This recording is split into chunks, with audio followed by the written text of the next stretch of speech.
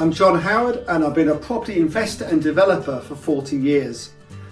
I was described by the Financial Times last week as a veteran, and I've thought about that and I thought, well, I'm not very pleased to be called a veteran. It makes me sound very old, but I think what they're getting at is that I've survived 3 property recessions. Now, this property recession we're coming into, I believe, will be different to all the others, but I think the outcome could well be the same. Now, going forward, I want to make it absolutely clear, I am not talking about the domestic property market. The people who go and buy a property through an estate agent. That market, I think, going forward is going to be relatively okay. If you look at what Finer Country and Savills and other agents are saying, if you add all their advice up on what's going to happen, it looks to me there might be a drop of 5 to 8% in that market, maybe 10, but that depends where you are in the UK. What you've got to remember is that the property market in the UK is a micro market. So in some areas the market will go down a bit, in other areas it will stay the same, and in other areas it might even go up if there's a huge demand. So that will most depend upon, no doubt, unemployment levels. And going forward, I believe that unemployment levels are the biggest driver in the property market and gives us a really good barometer of where we'd like to go, along with property auctions. Because in property auctions, what happens in those happens quickly, and then normally the rest of the market follows. And just the same way when we come out of the property recession, and I've made a lot of money coming out of a recession over the years, more than any other time, is that you notice it first in the auction market. So what I want to talk to you today about really is about property developing and investing. And that's a very, very different market to the domestic property market. Because if you're in the domestic property market, you own a property, you buy another one, you're in that market. Whether your property drops a little bit, the one you're buying has already dropped. So it doesn't really matter. Doesn't really matter.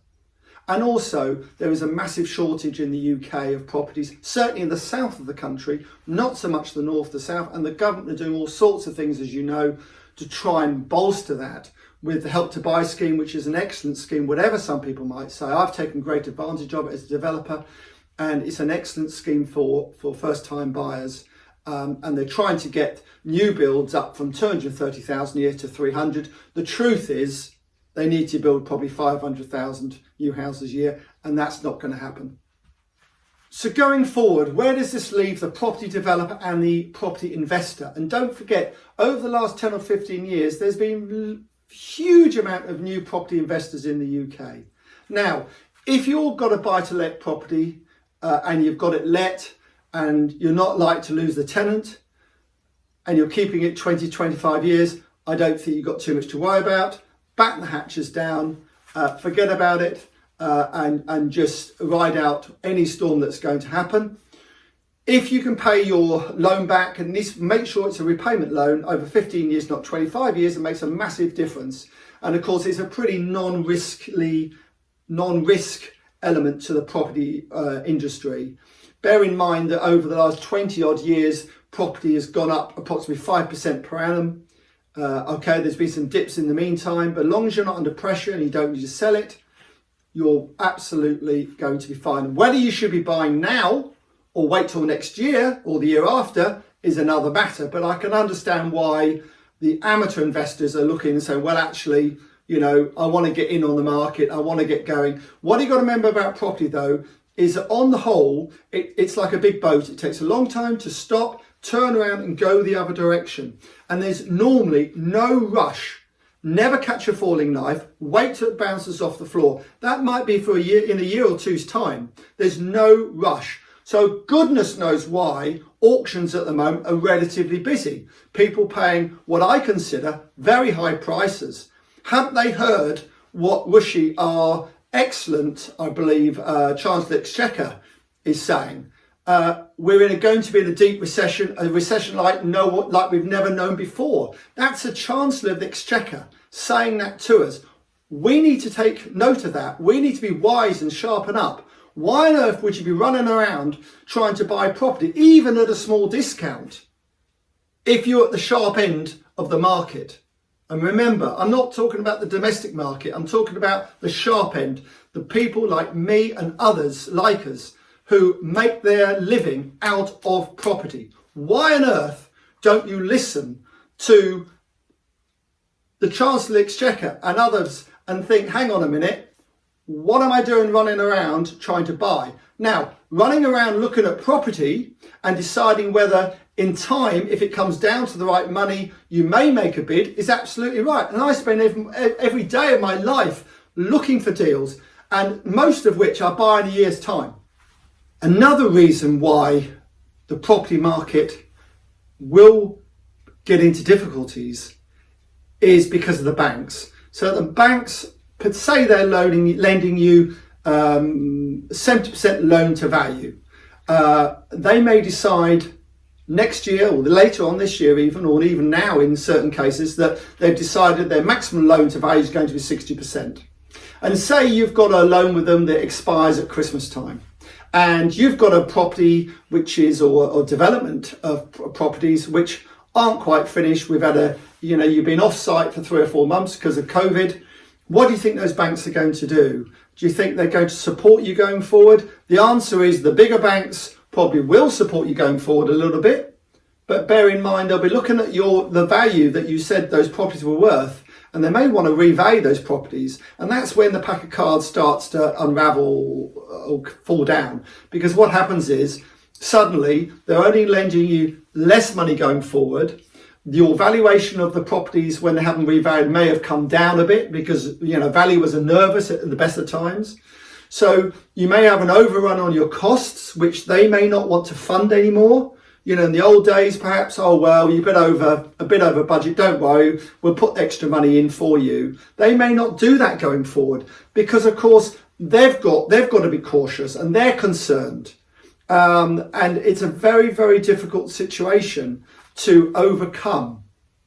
If you've got a bridging loan or something like that, good luck to you, because they are ruthless and they're not going to help you out at all. They'll probably force you to sell the property.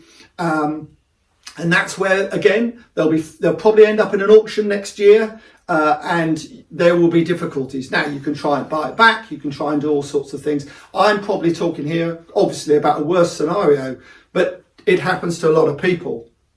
It happens to a lot of people. And in a property recession, what happens? The idiots get into trouble first, or the very unlucky. The less unlucky get in trouble a year or two down the line, and then the really sharp good guys get into trouble eventually as well if it goes on long enough.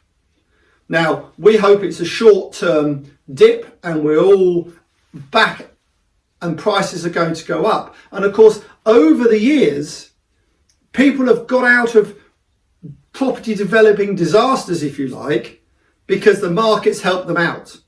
But if the market doesn't help you out and doesn't give you that extra 10 or 15% value once it's finished from when you started, maybe it'll be 10 or 50% less than that gap between what you owe and what it's worth does this. You've got empty rates as well, probably longer to sell them. So this is what happens. This is why you've got to be very careful. You really need to pick the best buyer, not the best price going forward, because it's all about speed. It's all about getting buyers and getting the property sold. It's not about hanging on for 6-9 months because of your ego or your pride, because you think because you built them or whatever, you think they're worth more than that, and burying your head in the sand. I promise you, the reason I've survived 3 property recessions is because I've never buried my head in the sand. I've had to do what I've had to do, whether it's nice to do, easy to do or not. I've done it. I've done it. And that's why I've survived. What's going to happen to commercial? Commercial, I've got some tenants who are quite big names, national covenants we call them, and it was my great pride I took in finding and being able to have tenants like this. But those are the actual tenants at the moment who aren't paying me. Now I can survive it. It's not the end of the world. I don't want them to know that, but that's the truth. And actually it's my smaller tenants who have done their best to pay. So if you end up with vacant commercial property, don't forget you are paying the rates. Unless it's listed, you are paying the rates. So not only may you lose your tenant, you may also be paying, you're probably going to be paying the rates. And can you let it for what it was let for? If you only let it for, say, half, what's your bank going to say? They're going to say, hang on a minute, this property was worth 200,000 because it was producing 20,000 a year. Now you've let it at 12,000 a year. We're going to get the valuer back in, and they're going to value it at 120,000, not 200,000 on yield. Now again, that's a you could argue that's a serious situation for some people. However, what's even worse is that you can't let it at all. So, you know, it's going to be tough going forward. Commercial, if it's got an alternative use, please explore that alternative use immediately, because clearly, if it's got one, you've got an angle, you've got a way of perhaps letting the upstairs and the downstairs being vacant still isn't quite so much of a problem. And also be really proactive on how you let your property. So, you know, let it on a 6 months rent free, but make sure they pay the first quarter's rent first. So there's lots of ways of mitigating these disasters, but you have to act positively and now. If you wait till next year, the year after, it could be too late for us all.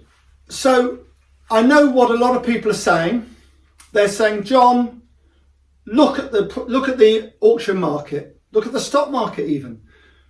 Things aren't too bad. People are buying, but why are they buying? Goodness knows why they're buying. Maybe if you've got stocks and shares, you're looking at property, and I'm looking at a couple of portfolios at the moment which are far too expensive for me to buy, and they've got lots of interest in them. And I can only think probably it's because people look at the stock market and say, well, if I buy this block of 30 flats, which is let, it's a safe haven for my money. And that may or may not be true, a bit like the buy-to-let market we said earlier. But there's lots of people out there running around spending money. At the moment, I believe they shouldn't be spending. But remember, most of these people only spend it once. So hang on to your money, be patient. The market definitely next year will be much easier to make money out of than it is this year. That is for sure. It's a little bit like Red Bull. So people drink Red Bull, they get an immediate energy boost, but that doesn't last long. Neither does it if you're a racehorse. There's lots of racehorses. It's called cheap speed. There's a lot of racehorses who can run quickly over 3 furlongs. And when you train the racehorses, you think, which I have done, oh, that's brilliant. Get it to the track. We've got a winner here. And it runs faster 3 furlongs, but it can't do 5 or 6. And it comes last.